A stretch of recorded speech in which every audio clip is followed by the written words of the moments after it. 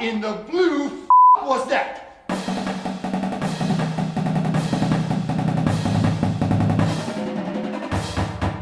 Oh, Bears fans.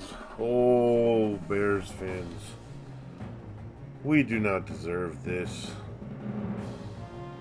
We are faithful, loyal through thick and thin. And our beloved team doesn't return the love. So, the Bears lose today to San Francisco. Was it like 78-2 or something like that? Doesn't matter. Blown out. Blown out by a team that had lost 3 in a row themselves. Tons of injuries to important players. Niners didn't have Bosa, they didn't have McCaffrey, and they still blow the doors off the Bears.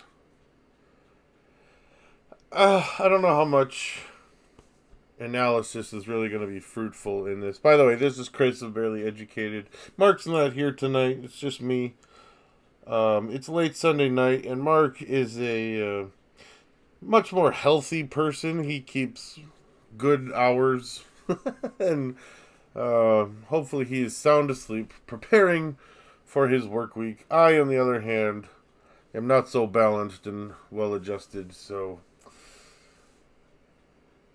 But we did want to get something out to address the game today. Just terrible. I think, I want to make some general statements, and this will be quick today. I'm not going to spend a whole lot of time on this. So much was made, not just in the local, but in the national media, about the Bears being fed up with Matt Eberflus. And rightfully so. He was a terrible head coach. Worst head coach in my lifetime. Never took responsibility. Always looked for a way to blame players. He would say, oh, that starts with me, that starts with me. What starts with you? Anyway, I don't need to rehash all that. Eberflus was a bad coach. He needed to go. There was so much positivity coming out of practice this week with the Bears.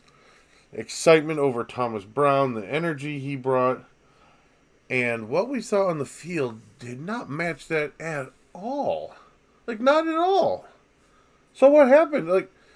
At a certain point, you got to say, okay, players, you got what you wanted. You said things like, we did enough as players to win. And that's something you got to ask the coaches about. Things like that the players said, culminating in last Thursday's loss to Detroit. Okay, so here's your opportunity. Here's Thomas Brown, who has reinvigorated the Bears offense and is really connected with Caleb Williams.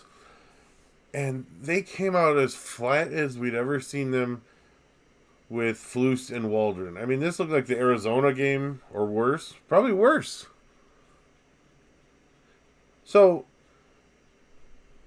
got to point the fingers at the players now a little bit. Why were they not ready? Especially when they got what they wanted and have been asking for weeks. And we could read between the lines.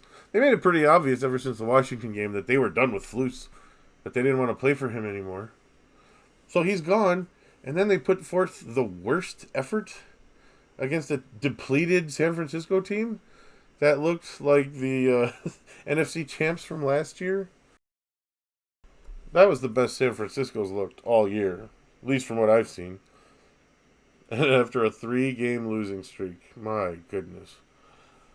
Okay, so defense. I think it's safe to say Eric Washington is a bad defensive coordinator. That was without a doubt the worst the Bears defense has looked all year. And Flus is gone. Gotta wonder if Flus was getting a little chuckle today with what he saw. But the defense looked lost. Receivers running past them. Big holes in the defense in the middle of the field again. Purdy just carved them up like a Thanksgiving turkey all day. And there was always someone wide open.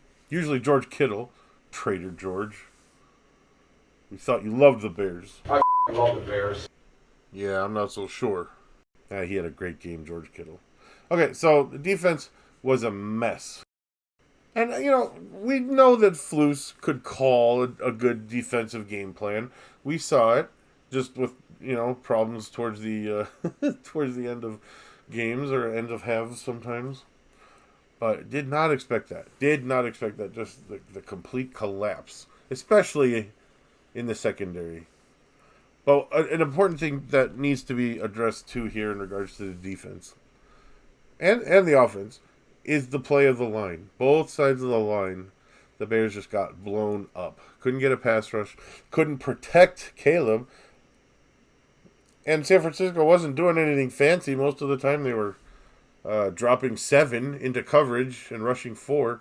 You drop 7 guys into coverage, there's going to be only tight windows. And then if the 4 guys are getting pressure, like they were, he's got no time and tight windows. And then you get 4 yards of offense in a half. Perfect recipe for that. The Bears could not give Caleb any time, even with just 4 people on the line. So that brings me to Ryan Poles. I imagine he probably watching that game thinking, oh crap. Because there's not much blame that can be absorbed before it gets to him at this point. These are his guys, his roster. We're 3 years in. 3 years into his, we're going to take the North and never give it back. Well, you're on your 3rd year of being in 4th place, safe and securely in 4th place. The other 3 teams are going to the playoffs or at least going to be fighting for playoff spots. Well, Detroit's in. Minnesota looks like they're going to be in just fine. Green Bay probably find a way to squeeze in as well. And the Bears are by far the worst in the division 3 years in. And you're supposed to be competitive in a rebuild at 3 years in. And remember, they were going to build this perfect nest to plop this rookie quarterback in. And your rookie quarterback is the only guy that looks like an NFL player on the offense most of the time. Shout out to Rome Odunze, though. 2 touchdown passes. He's looking like a legit NFL receiver. So, that's good picks by Poles. Caleb and Odunze. And I think they'll be on the Bears for many years to come. So that is good. But, my goodness, the rest of the team's just falling apart. And most concerning to me is the line play. And the general manager, former offensive lineman. The assistant general manager, former offensive lineman. Why can they not find offensive linemen? Especially in the interior and center. Why can't you find a center? Shelton got spun around all game. Defenders getting into Caleb's lap just shortly after the ball does. Decent game by Darnell Wright, I believe. But Braxton Jones, rough.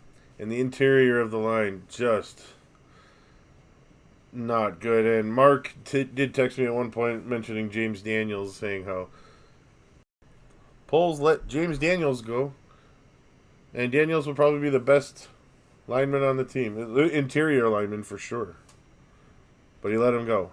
And replaced him with,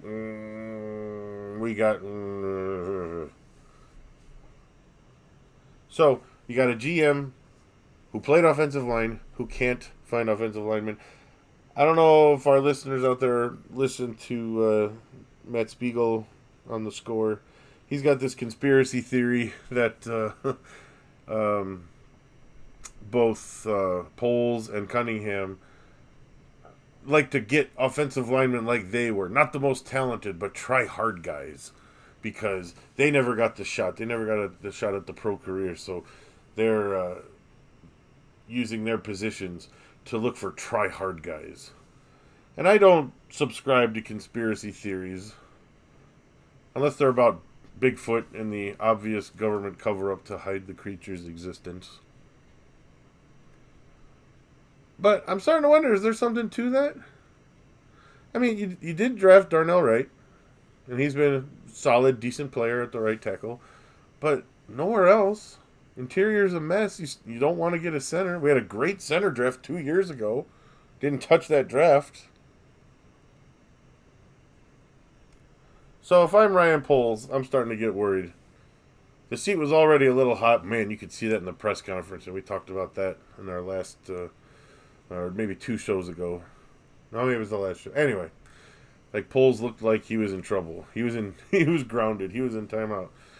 And man, after today, Kevin Warren, you got to have a serious chat with Poles. Like, hey, this is 3 years in with your guys, and that was a blankety-blank poor effort that they put out there. And I still can't get over that. This was supposed to be a new chapter, turn the page, a new day, optimism, finally something to play for in these last few games. And they didn't look like they wanted to be there. Bears weren't even going through the motions. If only they were going through the motions. Just a garbage performance. Bad timing. Bad timing. Okay, any positives? I mentioned Rome. And Caleb, the second half was much better, but still... I just... It's hard to put blame on Caleb when he can't have... He's been sacked more than any other Bears quarterback in team history.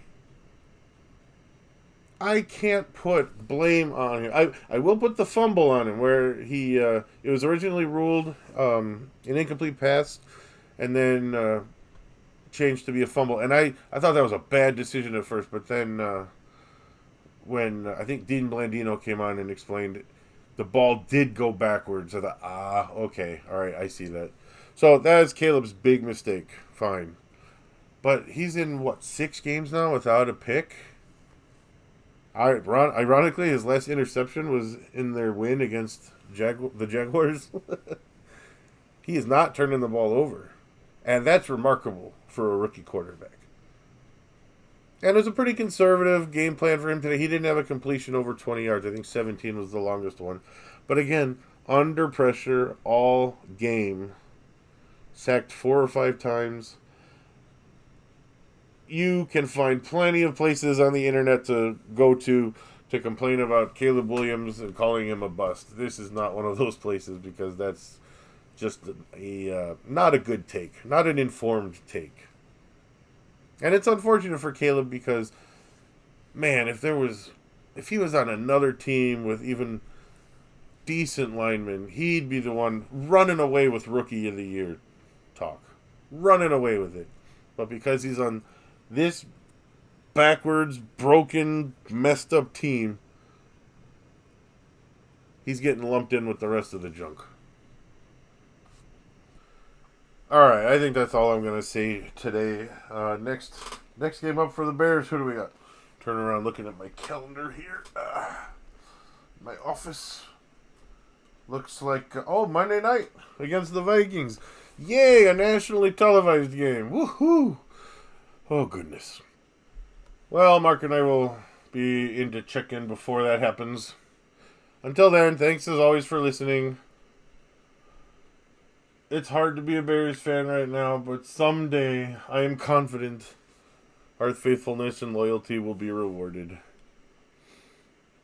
Or our grandchildren's. We'll see. Alright, send us an email at bearlyeducatedpod@gmail.com. Join our honor roll at our website, buymeacoffee.com/barely_educated. We will send you a Barely Educated t-shirt as a thank you for that. And that's only for $3 a month of support. Have a good week, everyone. There are more important things in life than football and the Bears, so keep that in mind. But it would be nice if they were a more pleasant distraction, I guess. All right, take care. Bye-bye, everyone. Pain, suffering. I wish I knew how to quit you. This is the worst! Son